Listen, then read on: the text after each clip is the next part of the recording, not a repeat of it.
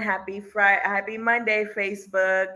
By the end of this video, you're going to know exactly how to help heal generational money wounds through ancestral veneration. Okay.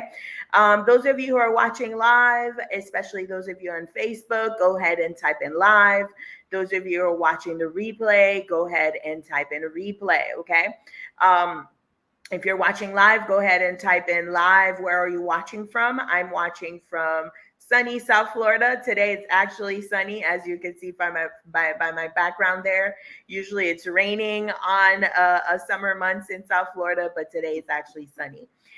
Those of you who are watching the replay, when you type in replay, it allows the video to go up in the algorithm, and this is able to help impact more people who need this information. Okay, so let's talk a little bit about why am I doing this live. Okay, so before we get into that, those of you, if this is your first time watching me, my name is Katiana Carey, Priestess Omisika Oladeyinde.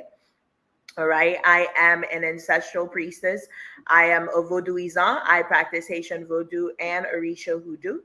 And my mission here, my vision is to help you remember who you are so that you can tap into the abundance that already belongs to you. A lot of times people refer to me as the money priestess, right? I'm the person you come to when you want to get your money together, right? Well, the reason why your money is not together has nothing to do with money at all. Actually, it has everything to do with your self-worth, right? The reason why you're not able to attract the money that you want to attract, or the reason why you're not at the financial level you want to be, has everything to do with your self-worth. It has everything to do with how you see yourself, what you allow yourself to receive. I remember one time I was scrolling through TikTok. Actually, no, it was through Facebook.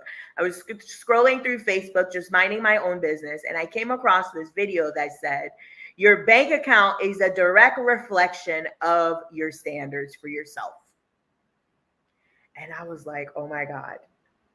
Like I stopped. I stopped scrolling. Like I was like, oh my God. Like, what did he just say to me? Like he read me for filth. Right? It said your bank account is a direct reflection of your standards for yourself. And at the time when I saw this, I looked at my bank account, and my bank account, I had a few bank accounts at the time. Okay. So I went from not being able to open a bank account because I owed so many banks money, right? I owed Bank of America overdraft fees from my early 20s, right? I owed TD Bank money from my early 20s.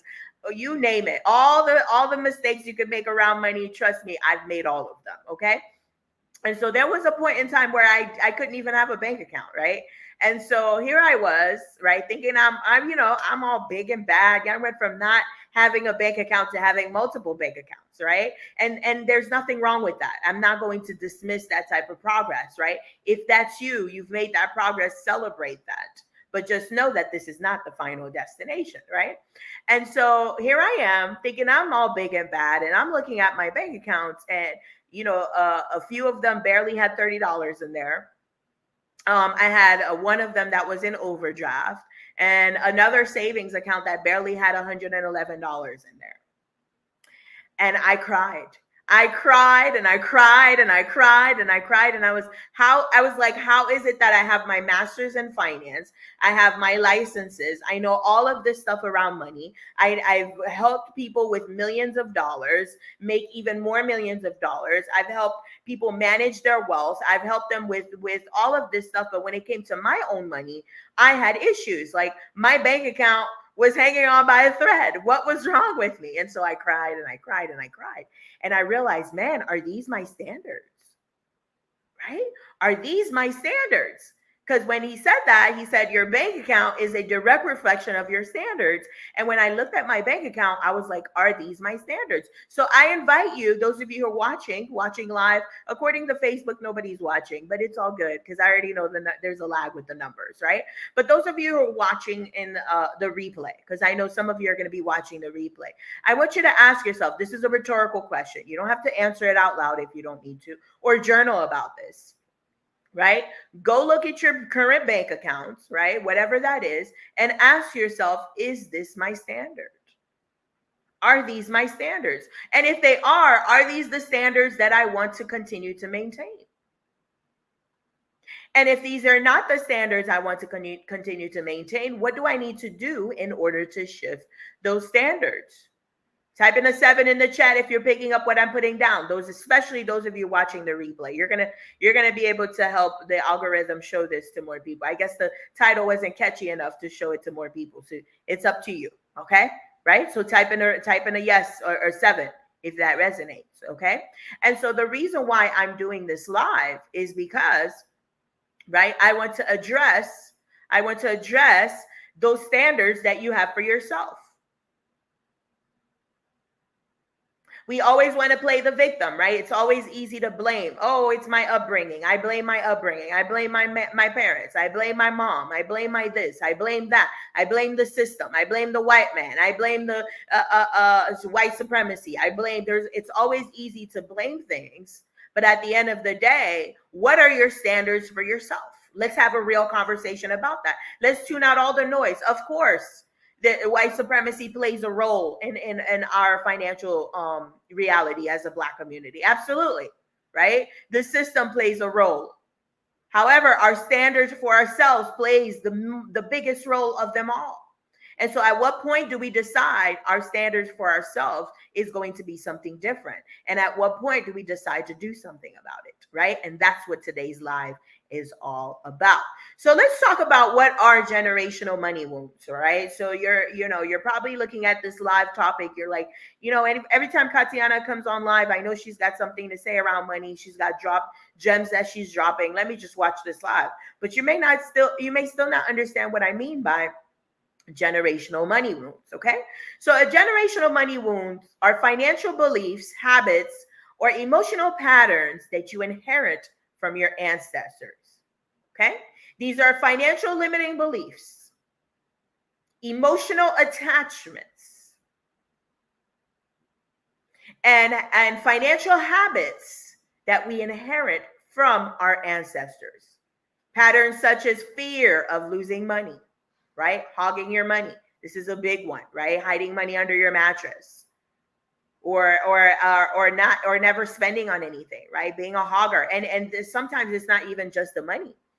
It's the not throwing away the plastic bags, right? We love to tell ourselves that we're recycling and all of that, but that comes from a scarcity mindset, right? Not throwing away the spaghetti jar. Right? These are all scarcity things. Now, are those necessarily negative things? That's up to you to decide. Right? What's wrong with having a brand new mason jar? Is something inherently wrong with that? Do you prefer to have a used spaghetti jar instead of a brand new mason jar? Is that something you prefer? If you prefer, there's nothing wrong with you. With it. I'm sorry. There's nothing wrong with anyone, but there's nothing wrong with it, right?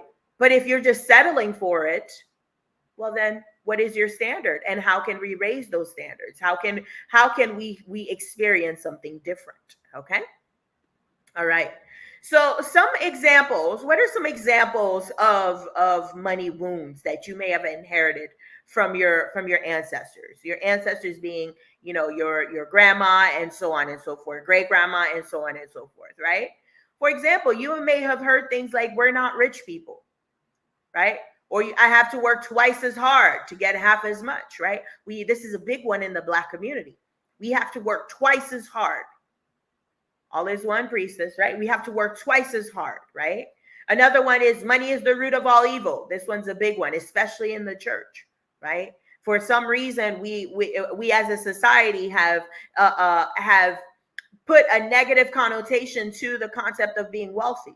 For some people, being wealthy automatically means icky, filthy rich. Just even thinking about the word filthy rich, right? That already sounds filthy. That already has a negative connotation, right? As if being rich is filthy, as if being rich is something to be ashamed of, as if being rich is somehow dirty, right? Imagine having these types of beliefs being interwoven in your subconscious over and over by your great grandparents, your aunties, your uncles, your cousins. You hear it long enough, it becomes your truth. And so now when you think about yourself, when you say to yourself, I want generational wealth. I want to have a wealthy family. I want to be able to pass down a legacy for my family. Your subconscious is like, being rich is filthy. No, you don't. No, you don't. And then it's a fight, because consciously you're saying, I want better for myself. I want home ownership. I want land ownership. I want to buy a building.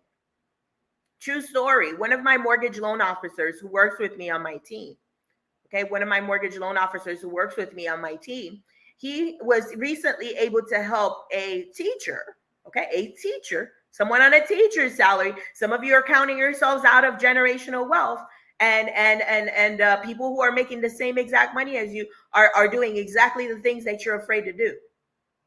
Okay, so someone on a teacher's salary was able to qualify for a 7-unit building in Chicago. 7 units. Okay, now I don't live in Chicago. I don't know what the rent is like in Chicago. I don't even know what neighborhood she bought this building. But let's just say that rent in Chicago is $1,500 per unit. Okay, I know that it's probably much higher than that, depending on where in the city. It's probably closer to 1,800, maybe even closer to $2,000. Okay, but we're just going to be very generous and say 1,500. So you've got 1,500. You've got 7 units, and you're collecting $1,500 a month in rent. Okay, so 2 units would make $3,000.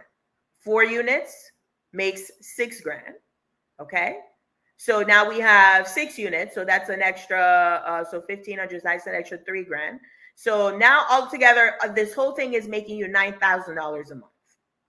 Now, let's say you have expenses, right? Because you need to have a reserve. You need to have a cash reserve, right? Just because you own a building and you're collecting rent from each unit does not mean all of it goes towards profit. Type in a 7 if you're picking up what I'm putting down. I have some viewers now. Facebook said some of you are watching. You guys were probably watching this whole time. Okay. All right. Now Facebook is catching up. Okay. Or StreamYard is catching up. Okay. So I have 7 units, a 7-unit building, and I'm collecting $9,000 a month from rent. Okay. Let's say about 4,000 of that goes towards expenses, right? Making sure that, you have a reserve in case somebody's fridge needs to be fixed, right? In case somebody writes on the wall, somebody's kid paints on the wall, right? In case you need to fix a broken AC, right? In case you need to fix a broken sink, or you need to have a reserve, okay? So let's say about $4,000 of that is going towards expenses. That still leaves you $5,000 a month in residual income.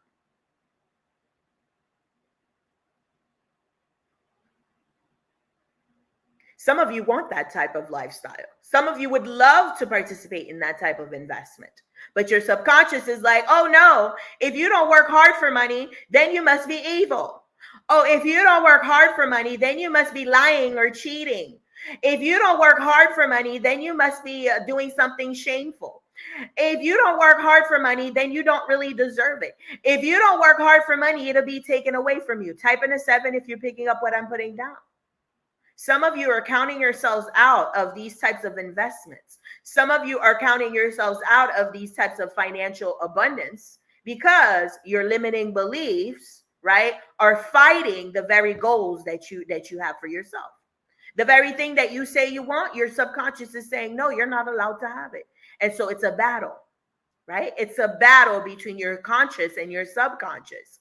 And you wonder why nothing is advancing, or you wonder why things are so hard, or you wonder why things are moving so slow, because your subconscious is low-key sabotaging the things that you say you want to have. And I'm here to tell you that it's not your fault, that these things in your subconscious were inherited from your parents, and they inherited from their parents, and their parents inherited from their parents, and so on and so forth. These are what we call generational money wounds. Okay. Another common money wound is we can't have nice things. That's for them over there. Type in a 9 if that's your truth. I type in a 9 if you have ever heard that. Okay. Rich people are greedy. That's a big one. Oh my gosh. What do you need? Why do I need to make $1 million? Why do I need to be a billionaire? Why do I need to make more than, $5,000 a month? I don't need more than $5,000 a month. Why do I need to make $6,000 a month? Well, if all you need is $5,000 a month and you make $6,000 a month, think about all the things that you could do with that extra $1,000. What are some things you can do with that extra thousand?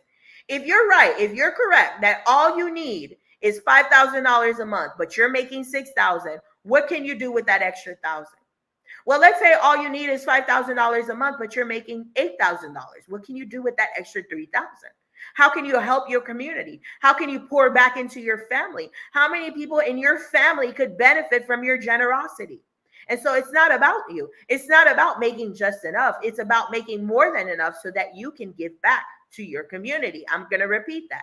It's not about making just enough. It's about making more than enough so that you can give back to your community. Okay. So these are some examples of generational money traumas. Now, here's the thing. A lot of us carry these financial traumas as a form of loyalty. I'm going to repeat that for those of you writing notes. A lot of times, these money traumas, these limiting beliefs that our parents, our great-grandparents, that our families had, right? We're not rich people, right? Money is the root of all evil, right? That's just the way it is. You have to work hard for money. A lot of times, we inherit those as a form of loyalty. As a child, we sense these things. Whenever our parents are stressing about money, you as a child, you sense it. Remember, you are a light being. You are a multidimensional being. Just because you were in a child's body did not make you any less powerful. And so the same power that you have inside of you right now as an adult is the same exact power you had when you were a child. And so you could read between the lines. You could sense energy. You could read energy. Type in a 9 in the chat if you're with me. Okay. And so when your mom and dad, when your auntie and uncle, when those who were raising you, when they were stressing about money, you sensed it. Every antenna in your body sensed it. They sensed that something was wrong. And you as a child, because you were helpless and there's nothing you could have done about it, there's nothing you could do to help it. The way that you decided to help as a child is to take on that stress.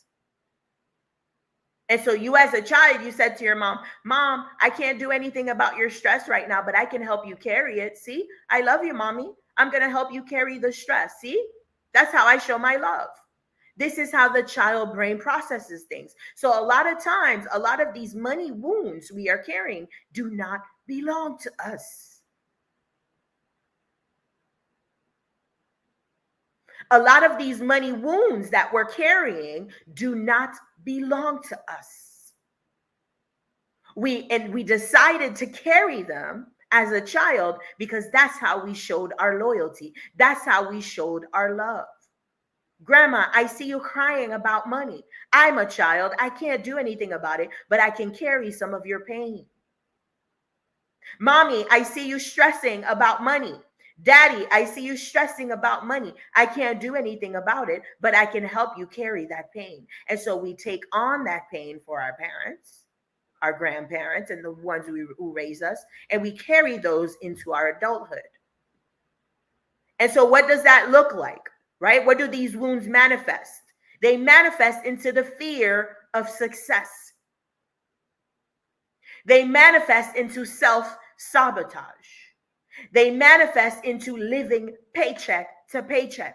Type in a 3 in the chat if I'm making sense. Type in a 0 if I lost you. Okay? And so these traumas, these financial wounds that we observe our parents experiencing, we decided to take them on as a child because that's how we showed our love. And so we inherited those beliefs. We inherited you have to work hard for money. We inherited you have to work hard to deserve money. The harder you work, the more deserving you are. I'm not doing enough. I'm not enough. There's not enough. There's not enough for everyone. Money causes problems. Money equals conflict. Good people don't have money. If you're a good person, you don't have money. If I have money, people will be jealous of me. If I have money, people will start asking me for money. If I have money, I will be a target. If I have money, people will feel that I feel like I'm better than them. Type in a 3 if I'm speaking your truth, right? These are all different money wounds, money traumas that we inherit from our parents, that we decide subconsciously to carry from our parents and those who raised us, and we carry them into our adulthood. And so, how do we fix it? What do we need to do in order to fix it? Okay. And this is the point of this live, right? Through ancestral veneration. And so, those of you who are watching, okay, Brandy typed in a 3. Hello, Queen. Hello, Diana. Hello, Caroline. Hello, Jamea. Hello, Latasha. I see you ladies on Facebook. Okay. Those of you who are watching, Mazema Pyong, Aibobo Belfam, Aibobo, right? Those of you who are watching, I'm having a part 2 of introduction to ancestral veneration, okay? In Haitian Vodou. I'm gonna post the link, the link here. Those of you on Facebook, you should be able to see the link. It's pinned already. Okay, so let me put it in the chat here. Okay. So let me paste it in the chat. Go ahead and book your seats, guys. We are starting next Thursday. I can't remember what date is. I think the 26th or something. So we're starting next Thursday. So we're going to talk about ancestral veneration in Haitian Vodou. In the first class, we talked about an introduction. What is Haitian Vodou? Who are the people of Haiti, right? Who are the ancestors of Haiti? We talked about the indigenous population, right? We talked about the Tainos. We talked about the Arawaks. We talked about the Caribs, right? All the indigenous tribes that were in the Caribbean. We also talked about the African, the West African tribes, and even the Central African tribes. We talked about the different traditions and how the enslaved indigenous people were on the brink of extinction. And so they passed down their knowledge, their tradition to the enslaved Africans in order for them to combine forces in order to defeat the common enemy. So we talked about all of this in part 1. In part 2, we're going to go over more practical things. So part 1 was a lot of theory, a lot of history, a lot of background information, right? And so part 2 is going to be more hands-on. We're going to talk about actual veneration, what that looks like, different spiritual tools that are common in venerating your ancestors. We're going to talk about different common offerings and what they mean, right? We're going to talk about different rituals, easy rituals that you can do either weekly or daily or even once a month in order to keep up your spiritual hygiene, right? To keep up your relationship with your ancestors, okay? And so I posted the link here on in the chat. So go ahead and click on the link in order to secure your spots. Last time we almost sold out, okay? So I know it's a week's notice. We're starting next Thursday. The replay will be available. So let's go back to the live, okay? So those of you who are just joining us, we talked about what are money wounds, what are generational money wounds. And we discussed that generational money wounds are financial limiting beliefs, right? Limiting money habits and emotional attachments that we inherit around money from our ancestors, right? These patterns can be examples of this could be scarcity, right? Fear of losing money, fear of having things given to us too easily, fear of being evil or looked at crazy because we have money, okay? Or even a subconscious fear of being wealthy. Some of us have a subconscious fear of being wealthy. We literally are afraid of being successful because we don't trust ourselves, because we are wondering what are people going to think about us. We're wondering that we're going to leave people behind. We're wondering that we're going to be a target in our family, that we're going to be criticized, that we're going to be scrutinized, right? So we talked about all of these limiting beliefs that are keeping us from manifesting the money that we really want to manifest, okay? We also talked about different financial traumas, right, that we inherit, that we decide to carry, that we purposely decide to carry in order to prove our loyalty. As a child, we can't do anything about our parents' stress with money. As a child, we can't do anything about our parents' relationship with money. As a child, we can't do anything about mom and dad fighting about money. As a child, we can't do anything about mom and dad crying about money because they don't know how they're going to be able to pay X, Y, and Z bill.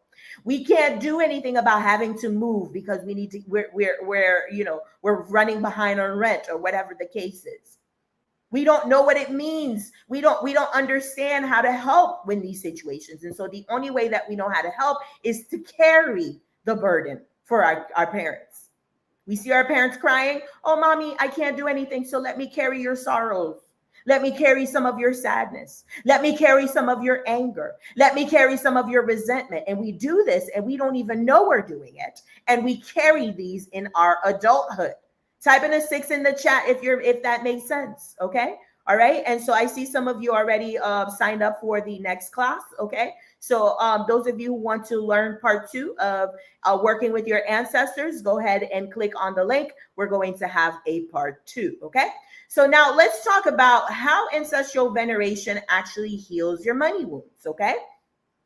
Well, in Haitian Vodou, we believe that ancestors continue to guide us and influence us after death. That's definitely not a secret, okay? We already know that. And that's not just Haitian Vodou. That's any African traditional religion or any African traditional spiritual system, okay?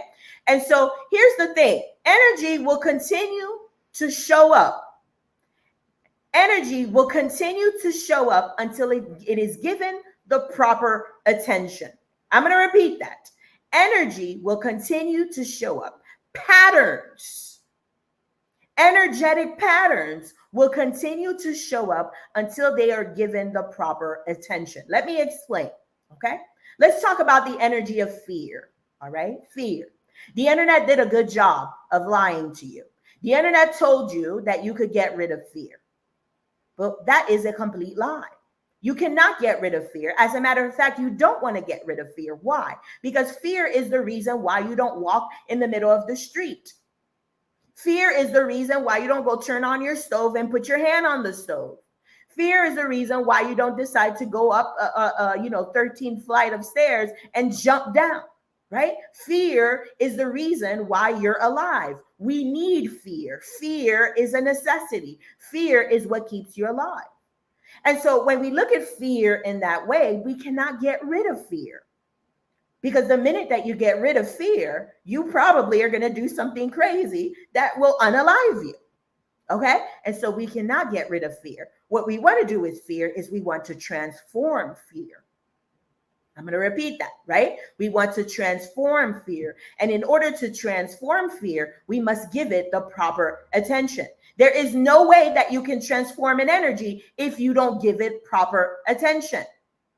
I'm going to repeat that. There is no way that you can transform an energy without giving it proper attention.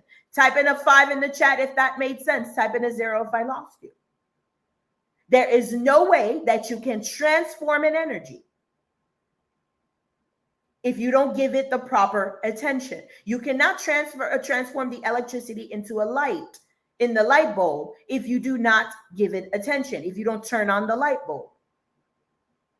You cannot light a fire if you don't pay attention to the match, right? And so you have to give the energy attention. And so when you pay attention, when you give these generational wounds attention, when you give these ancestral wounds attention, right, you now give that energy an opportunity to transform. And so how do you give it attention? By acknowledging that it's there.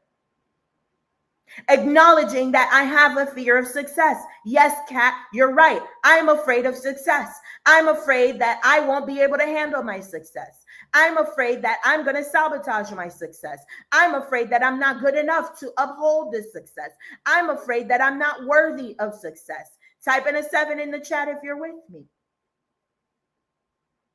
And so the first step to transforming these money wounds is to first acknowledge them, acknowledge that they exist, acknowledge that, yes, they are here. I can admit it.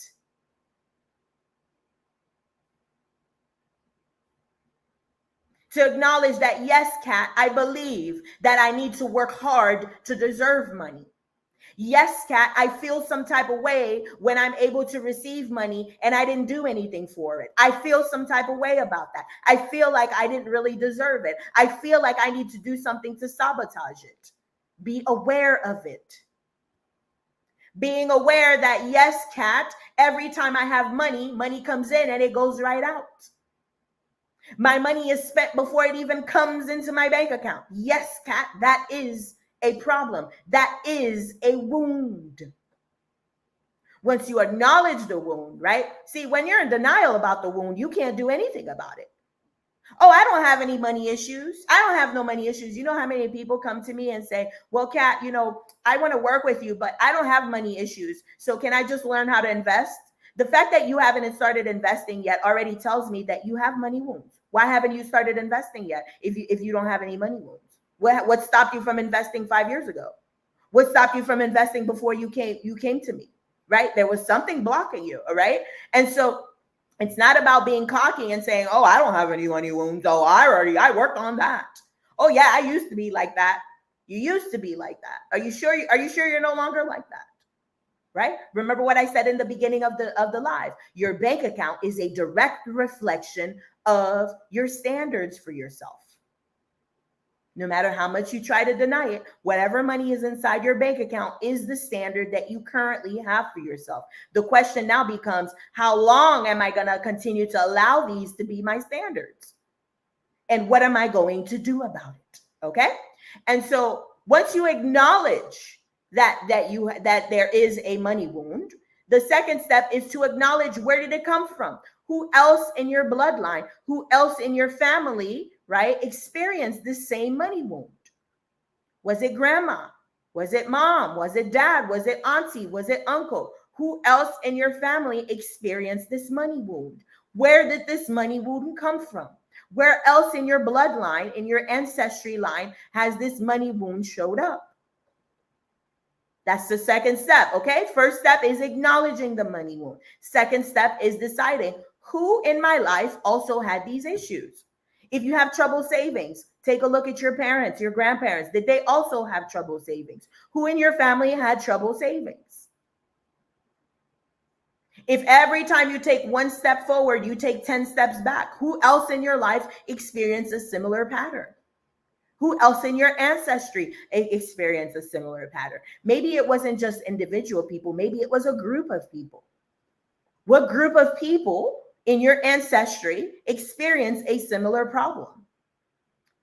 Now, not only are we acknowledging the money wound within us, we are acknowledging the money wound within our bloodline.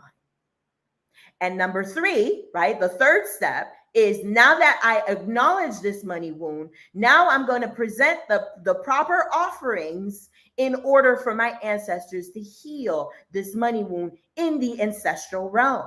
See, the thing is, you came onto this earth with an entire spiritual team. I'm going to repeat that.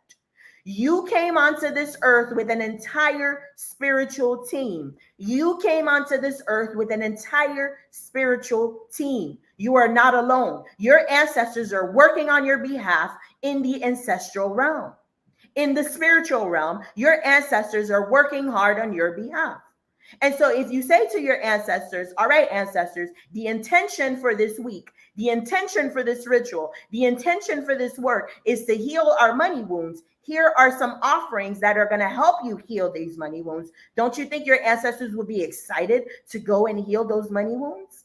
And so what happens is, when they do what they need to do on your behalf, when they work on your behalf, when they do what needs to be done on your behalf, guess who gets to inherit all those blessings? You. You're the living entity that this energy will be directed to. This energy was meant for great grandma when she was alive, but because she had those money wounds, she wasn't able to receive that energy. But now that grandma is in the ancestral realm, she's able to unblock that energy. And guess who gets to inherit that energy? You do. And you're not just inheriting grandma's abundance, you're inheriting grandpa's abundance. You're inheriting great auntie's abundance. You're inheriting great uncle's abundance. Type in a 7 in the chat if you're picking up what I'm putting down. Your ancestral treasury is vast. You have thousands and thousands of acres of land waiting for you. You have multiple houses, buildings, car washes, grocery stores, businesses, farmland, hospital land, waterfront properties. You have all sorts of gold, silver, precious metals. You have all sorts of abundance waiting for you. And the minute that you decide to heal your ancestral money wounds, all of that energy is going to come gushing right through you to you, because you took the initiative to go and heal those money wounds. Type in a 7 in the chat if you're picking up what I'm putting down. And so ask yourself, right? When you look at your bank account, how much longer am I going to allow this to be my standards? And what am I going to do about it? All right, everyone, that's it for today. All right. So don't forget to sign up for the upcoming class. I will be closing it. Last time I had about like 30 people sign up. So I'm probably going to close it after 30 people, because sometimes when it's too many of you, you guys got questions like crazy and it becomes a little overwhelming for me, right? Now I see why. You guys see why classrooms are not supposed to have more than 30 students? I get it. I get it. It becomes very overwhelming when you have more than 30 people. I have a group ritual that I'm doing right now, and there's 25 people, and it drives me crazy sometimes, but I love it. I love every minute of it. I see why teachers teach. It's like, yeah, I know this is a lot of work, but I love it. It's like, oh, this is a lot, but I love all of it. So I'm just gonna have to suck it up, okay? But yes, I'm gonna cap it at about 30 people, because I want to make sure you guys get the attention that you need, right? I like when you guys come into classes and you get the help that you need, right? You're able to get your questions answered, right? You're able to get everything that you need, okay? So I'm gonna cap it at 30 people. So go ahead and book your spots, okay? Any questions? So let's kind of review a little bit, okay? So we talked about, oops, sorry, Facebook. Sorry about that. My phone fell. Okay, we're almost done anyway. Okay, so we talked about what happened to my notes. Oh, I just lost my notes.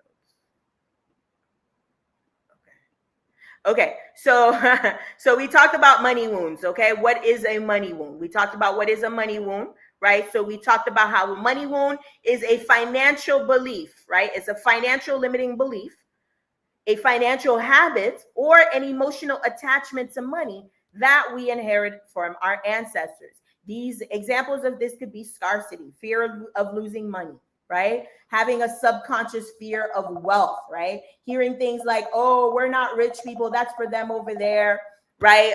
You have to work hard. We have to work twice as hard as them, right? We have to be excellent, Black excellence, right? If we don't work hard for this money, we don't really deserve it, right? Rich people are greedy, right? All of these things that we've heard, all right, shape these limiting beliefs that are keeping us from making the money that we want. So consciously, you're like, I want to make $10,000 a month, and subconsciously, your subconscious is like, no, you don't. No, you don't, because then you're greedy. If you make $10,000 a month, you're greedy. If you didn't do anything, you don't deserve $10,000 a month. What makes you so special? How dare you, right? And so all of that is going on. And so you're wondering, why is it so hard for me to make $10,000 a month? Because your subconscious doesn't feel safe, right? Okay. Then we talked about how we inherit these money wounds and why we inherit them, right?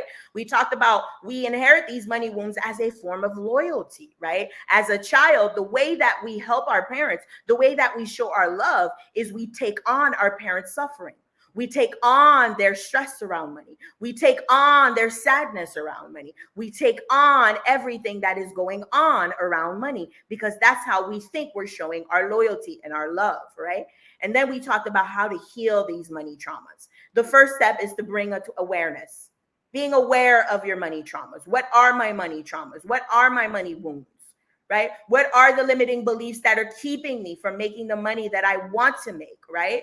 All right. And then where did it come from? Okay. Who in my family also experienced a similar pattern? And now we have to give the proper offerings. And we're going to talk about what these offerings are in class. We start next Thursday. We start at 6:30. Okay. And introduction to Ancestral Veneration in Haitian Vodou. So go ahead and click on the link so you could save your spot. I'm taking 30 people. After 30 people, I'm done. I'm closing the class. Okay. All right, everyone. Have a great night. I'll see you soon. Any questions, comments, just drop them in the chat and I'll answer them as I go through the comments. Okay, everyone. Bye.